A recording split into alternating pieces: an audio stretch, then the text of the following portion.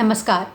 हमने देखा कि रावण के साथ युद्ध करते हुए जटायु जी की मृत्यु हो जाती है और इसके बाद राम जी अपने हाथों से जटायु जी का अंतिम संस्कार करते हैं।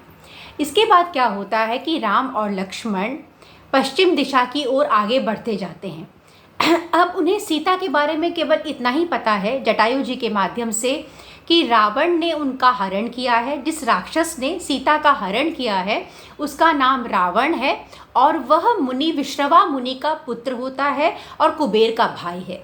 अभी तक राम और लक्ष्मण को केवल इतना ही पता है और वो आगे मार्ग में बढ़ते जाते हैं कि उन्हें सीता के बारे में कुछ और जानकारी मिले, खबर मिले। जब वो लोग पश्चिम की ओर आगे बढ़ते बढ़ते अनेक वनों को पार करते करते मतंग मुनि के आश्रम के पास पहुंचते हैं तो एक वहाँ पर एक बहुत बड़ी राक्षसी को देखते हैं और वह राक्षसी जो होती है उसका नाम होता है अयोमुखी। अब यह अयोमुखी राक्षसी राम और लक्ष्मण को देखती है और लक्ष्मण पर आकर्षित हो जाती है। ऐसा कई बार हुआ है इस प्रसंग में कि लक्ष्मण पर बहुत सारे राक्षसी वो आकर्षित हुई हैं और लक्ष्मण क्या करते हैं कि क्रोध में आकर उनका नाक और कान काट डालते हैं। अब ये राक्षसी जो है वह जाती है लक्ष्मण के पास। लक्ष्मण को क्रोध क्यों आता है इसका कारण मैं बताती हूँ।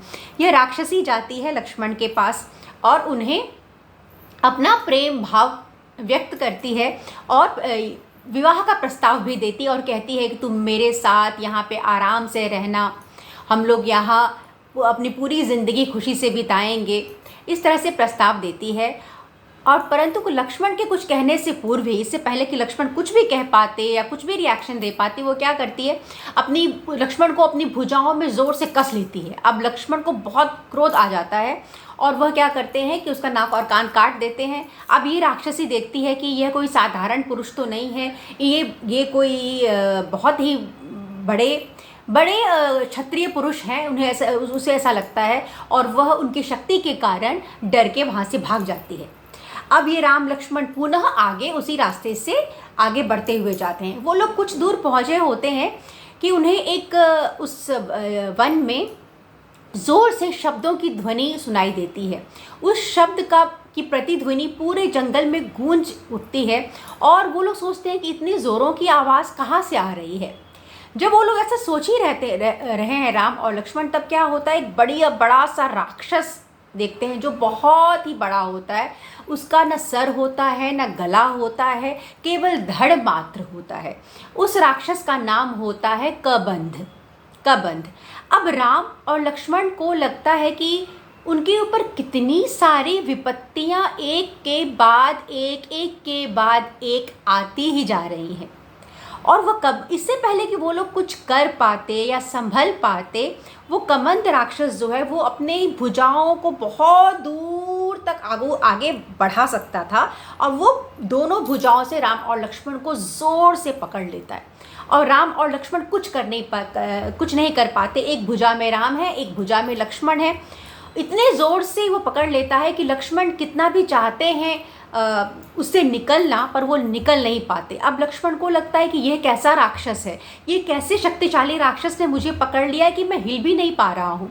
और वह उस समय अपना धैर्य खो देते हैं। दुख में तो होते ही हैं वो कि उन्हें कई बार, देखिए आप लक्ष्मण को ये भी लग रहा है कि राम जी ने उन्हें कहा था कि किसी भी हालत में तुम आश्रम छोड़ के मत आना, परंतु सीता के कुछ कटु वचन से, जो उस समय सीता ने किसी और कारण से कहे थे, वह लक्ष्मण को इतना क्रोध आता है कि वह बाहर निकल आते हैं। कहीं ना कहीं लक्ष्मण के मन में ये दुख तो है ही कि उनकी भाभी का हरण उनकी वजह से तो नहीं हुआ, उनके कारण से नहीं हुआ। यह एक भावना तो उनके मन में है ही। राम जी से इस बारे में उनकी बात भी होती है और अब उन्हें लगता है कि मैं कुछ नहीं कर पा रहा हूँ, तो वो राम से कहते हैं कि भैया आप यहाँ से चले जाइए और मुझे इस राक्षस का भोजन बनने दीजिए। आप चले जाइए और भाभी का आप पता लगाइए और जब आप भाभी को लेकर अयोध्या जाएंगे तब आप मुझे याद करिएगा, कभी कभी मेरा स्मरण करिएगा। राम लक्ष्मण की यह स्थिति देखते हैं तो उन्हें लगता है कि तुम इतना विषाद मत करो, तुम इतने बड़े योद्धा हो, इसकी चीज़ के लिए तुम इतना विषाद क्यों कर रहे हो। वह लक्ष्मण को हिम्मत देते हैं। तभी लक्ष्मण को लगता है कि वो दोनों भुजाएं जो हैं अगर उन दोनों भुजाओं को ही वो दोनों काट दे राम और लक्ष्मण, तब ये राक्षस कर क्या पाएगा।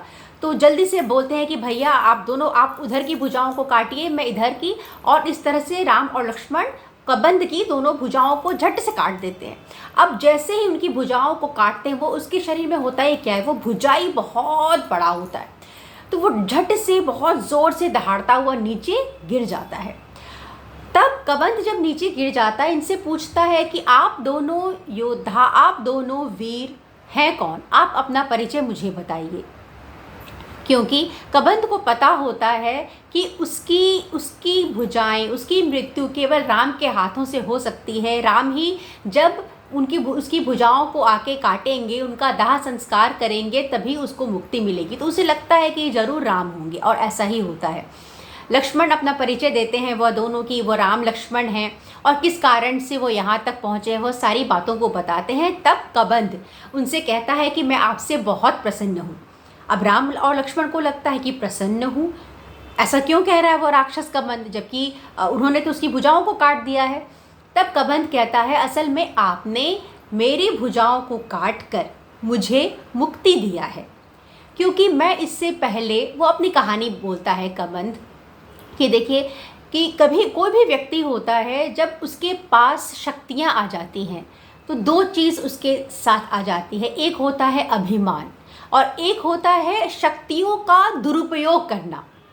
तो जब भी ईश्वर व्यक्ति को वो शक्तियाँ देते हैं कुछ, या अच्छे दिन देते हैं, तो तुरंत उसके अंदर वो अभिमान आ जाता है, और अभिमान को जो नहीं रोक पाता, अपने अभिमान को नहीं पहचान पाता, उसकी किस प्रकार दुर्गति होती है, उसी को यह कहानी राक्षस कबंध की कहानी कहती है।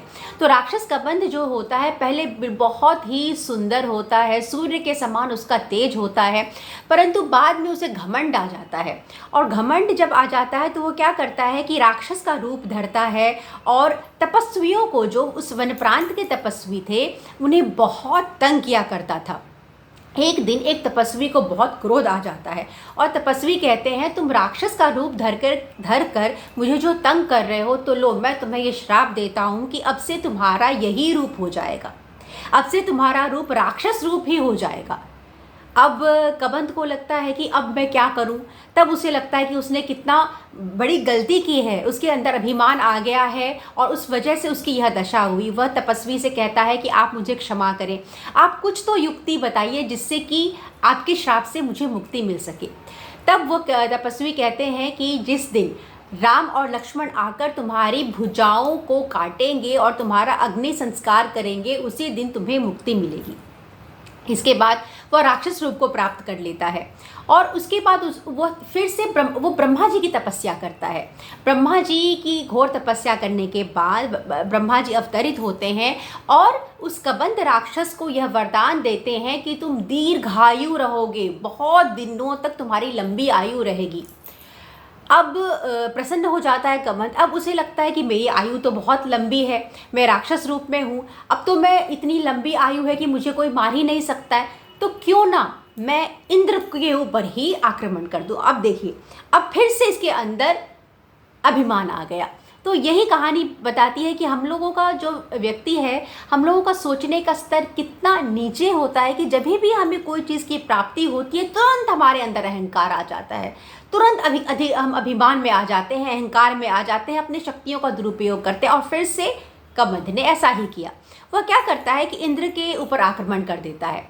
अब वो इंद्र की शक्तियों का इसके अंदेशा नहीं होता, उसे तो लगता है कि इंद्र मुझे मार ही नहीं पाएंगे, परंतु ये बात सच है कि ब्रह्मा जी के वरदान के हिसाब से इंद्र उसे मार नहीं सकते थे, परंतु इंद्र क्या करते हैं कि उसका सर काट देते हैं, गला सर मस्तक उसका रहता ही नहीं, कट जाता है, और उसके जो जांघें होती हैं वो बिल्कुल उसके शरीर में चली जाती हैं, और उसका जो सर होता है कबंध का और गला, वो एक तरह से उसके शरीर के अंदर ही चला जाता है। तो उसका बस धड़ मात्र ही रह जाता है, इसीलिए इसका नाम होता है कबंध राक्षस। तो उसे लगता है कि वो तो फिर से उसे घमंड आ गया। तो इंद्र से फिर क्षमा मांगता है। इंद्र वही बात कहते हैं जो कि उस ऋषि ने कहा था कि तुम्हारे जहाँ तुम रहोगे राक्षस रूप में, उस समय जब श्री राम और लक्ष्मण जब तक नहीं आएंगे, तुम्हारी भुजाओं को नहीं काटेंगे, तुम्हारा दाह संस्कार नहीं करेंगे, तब तक तुम्हें मुक्ति नहीं मिलेगी। तो कहीं ना कहीं कबंध को तो ये पता था कि अगर मेरी भुजाओं को जो काटने वाला है वो राम ही होंगे। तो ये कहानी वह राम जी से कहता है। और इसके बाद वह राम जी से यह भी कहता है कि मैं आपको, जब मेरा आप दाह संस्कार कर देंगे, तब मैं आपको एक अच्छे मित्र का, एक अच्छे सहायक का पता बताऊंगा। अब राम और लक्ष्मण एक दूसरे की तरफ देखते हैं। उन्हें तो लगता है कि शायद वो सीता के बारे में कुछ बताए। तुरंत राम जी सीता के विषय में सारी बातें कबंध को कहते हैं कि किस प्रकार सीता का हरण होता है, और जटायु के माध्यम से उन्हें पता चलता है कि रावण ने हरण किया है, परंतु रावण कौन है, किस प्रकार उसके कर्म हैं, उसके बारे में कुछ भी राम जी नहीं जानते। तो उनके अंदर एक उम्मीद आ जाती है, होप आ जाता है कि शायद उन्हें कुछ सीता के बारे में यह राक्षस कबंध बताएगा। वो पूछते हैं, पर कबंध कहता है कि आप संध्या से पहले पूर्व ही मेरा दाह संस्कार कर दीजिए, ताकि मेरे अंदर पुरानी वह शक्तियाँ, ज्ञान विज्ञान आ जाए। अभी मैं इस राक्षस रूप में हूँ, अभी मेरे अंदर वह ज्ञान विज्ञान दूरदर्शिता नहीं है जिससे मैं कि चीज़ों को देख पाऊँ। एक बार आप मेरा दाह संस्कार कर देंगे, मुझे इस योनि से मुक्ति मिल जाएगी। उसके बाद जो मैं परम रूप को प्राप्त करूँगा, मेरी शक्तियाँ मुझे वापस आ जाएंगी, तब मैं आपको कुछ सहायता कर सकता हूँ, आपको बता सकता हूँ। तो ऐसा ही करते हैं राम और लक्ष्मण। उसका दाह संस्कार करने के बाद जब कबंध को मुक्ति मिल रही होती है, वो विमान पर बैठ के उसकी आत्मा जा रही होती है, तब वो कहता है कबंध कि आपका जो इस समय सहायता करेगा उसका नाम है सुग्रीव।